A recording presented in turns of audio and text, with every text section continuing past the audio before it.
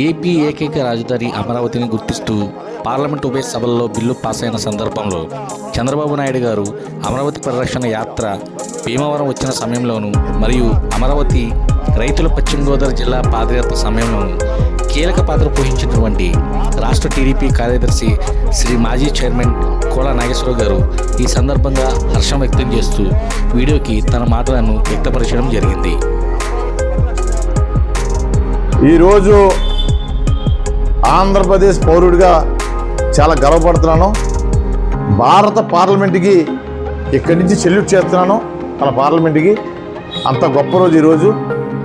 ఎందుకంటే నేను ఈ మాట మరి 2014 ముందర ఆ రోజు కేంద్రంలో ఉన్న ప్రభుత్వం ఈ ఉమ్మడి ఆంధ్రప్రదేశ్ తెలుగువారిని ఒక అన్యాయంగా ఎడదీసింది. ఒక రాష్ట్రం డెవలప్మెంట్ అయ్యి హైదరాబాద్ రాజధానిగా ఉంటే రెండో రాష్ట్రం కింద తలకాయ లేని ఆంధ్రప్రదేశ్ని విభజించింది.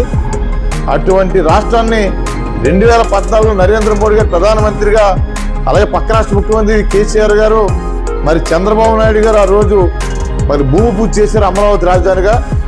అటువంటి రాజధానిని 2019 నుంచి 24 మధ్య వచ్చిన జగన్మోహన్ రెడ్డి 30,000 ఎకరాలు తీసుకోండి అమరావతిని సపోర్ట్ అని ముఖ్యమంత్రి అయిన తర్వాత 3 ముక్కలాట 3 రాజధాని చెప్పి ఆంధ్రప్రదేశ్ ప్రజల యొక్క గుండె మీద తన్నేడైనా అటువంటి దుర్మార్గం పరిపాలన చేశాడైనా.